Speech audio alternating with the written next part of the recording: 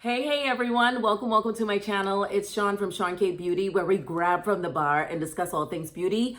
What you do is you leave your questions in the comment section below. I bring my scientific knowledge into the beauty space, and I grab your questions, feature them here every Monday, Wednesday, and Friday. And we just discuss everything beauty. So let's move on to the featured question of the day. Grab your snack, grab some tea or whatever it is that you have, and let's dive right into this.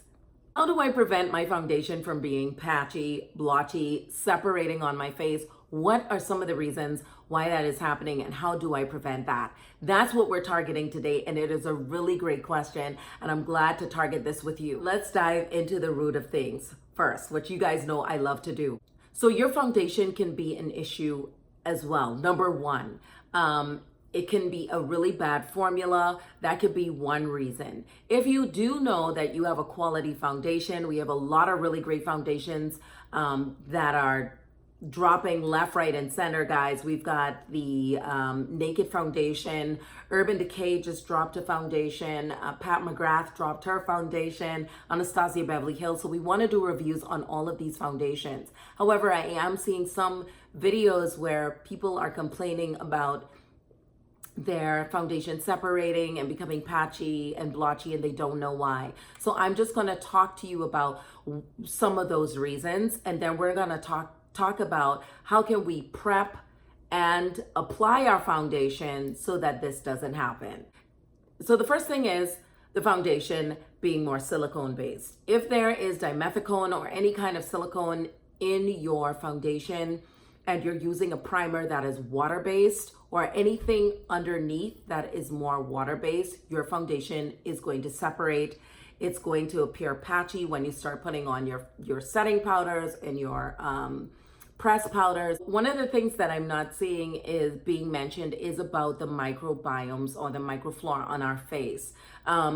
These helpful bacteria help to ward off toxins, free radicals. I mentioned this in a previous video. I'll leave the card above here. They help to keep your skin clear. When your skin starts to freak out, it's because the environment on your face is not at the proper pH. For a woman, it is 5.5. For a man, it is a 5.8. Again, I can't stress this enough. We want to use products that are pH balanced for our skin so that we have a clear canvas that is not acne prone and makes it very difficult for us to put on our foundation and it start doing a lot of crazy stuff. But we also want to be able to use products that are exfoliating the skin and getting rid of dead cells. Now, if you are with acne prone skin, I would say do not use an exfoliator. If you don't have acne prone skin, I would definitely say use an exfoliator before you start putting on your foundation. I'm going to recommend this exfoliant because this is really great.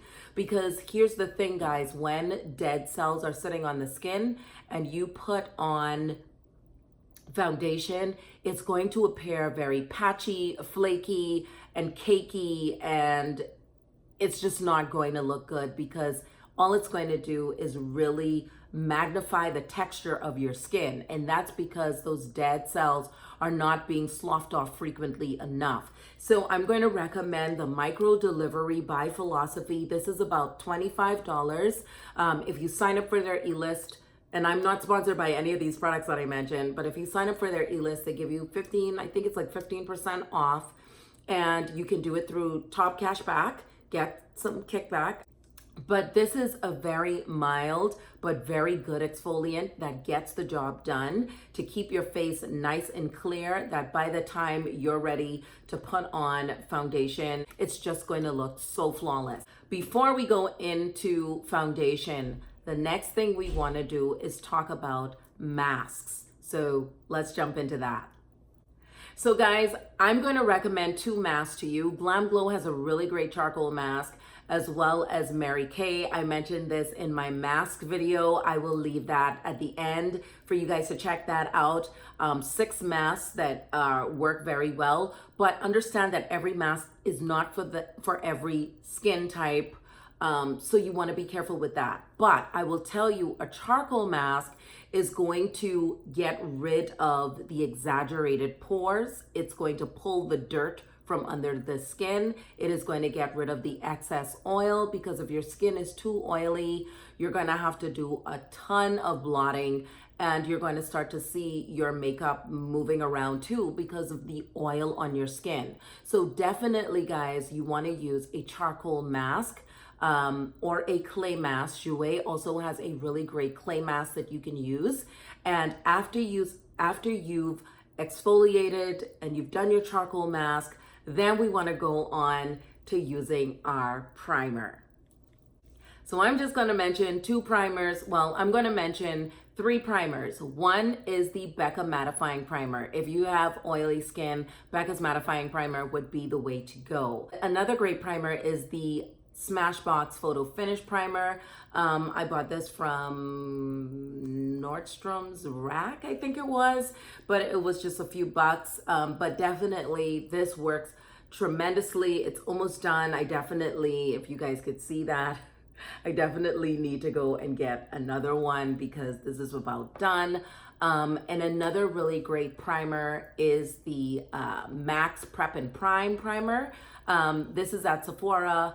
It's at MAC. Definitely, you guys, this is a really great gripping primer, so that foundation will have something to grip to. So before we really get deep into primers, which I just did, you really want to talk about a moisturizer. You want to use a really great moisturizer, guys, one that is pH balanced. Moisturizers that I love to use under my makeup is the Estee Lauder Super Pomegranate Nutritious Day Cream, and if it's me wearing makeup at night, then I'll wear the night cream. So that's the makeup that I use. That's the moisturizer that I use. But definitely, if you find a really great moisturizer, make sure that you do that before you put on your primer, and just use a Kleenex or some sort of tissue and blot off the excess moisturizer, and then start putting on your primer, then start putting on your foundation. Now, for me personally, my go-to way of putting on foundation is I literally, after the primer, I would go ahead and put on the foundation. I don't go straight into using powders yet. I will let that set on my face.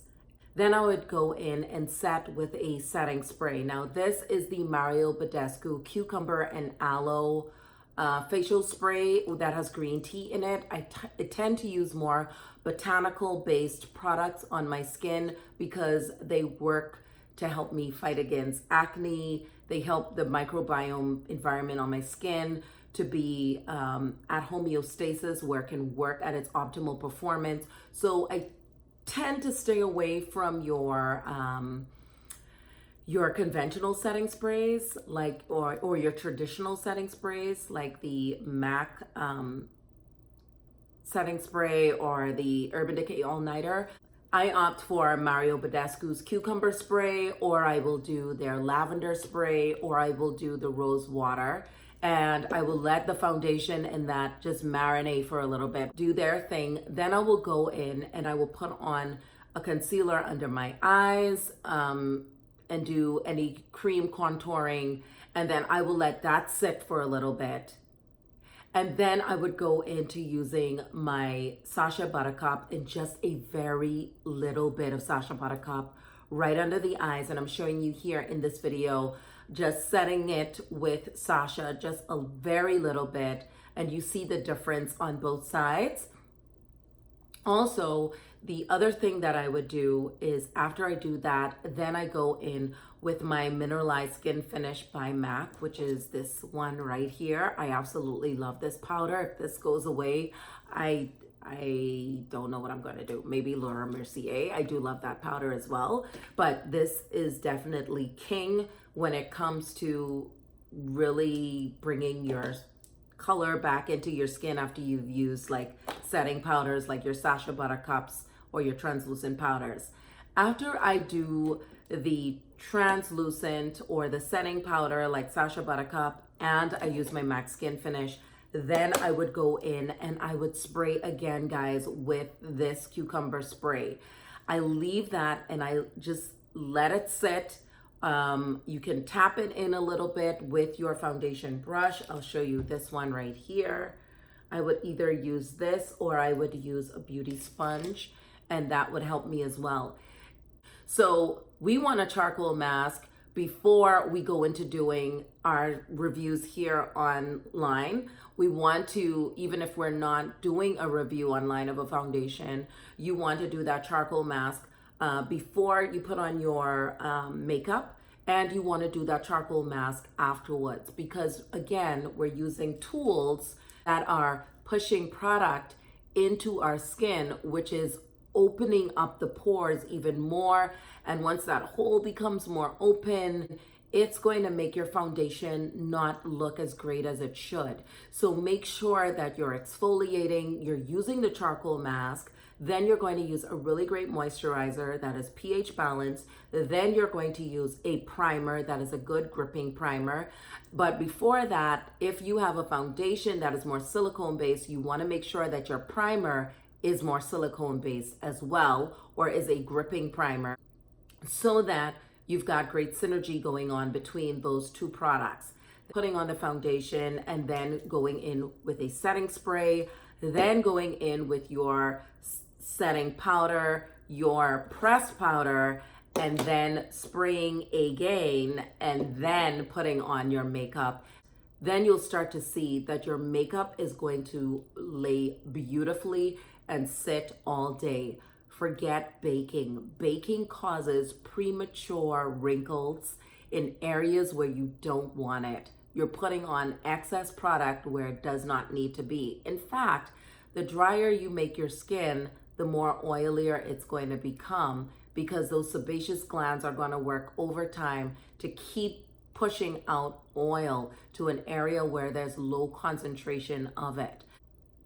You've got to think about, you don't want to have a cake face where your skin is so inundated with so much product that you just look like Jackie Aina would say, casket ready, and you don't want to look that way. Here's the thing. If you're going to use more than one layer of foundation, definitely wait for that foundation to set, that first layer to set with that setting spray, and then go in and put another layer of foundation if that's what you're going to do.